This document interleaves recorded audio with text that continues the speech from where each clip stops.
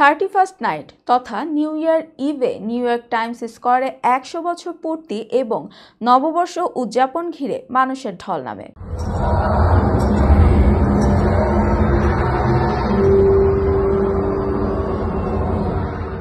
1924 থেকে 2025 এই দীর্ঘ ইতিহাস উদযাপন করতে মিলিয়ন মিলিয়ন মানুষ সারা বিশ্বের বিভিন্ন প্রান্ত থেকে যোগ দেন এই আনন্দঘন মুহূর্তে।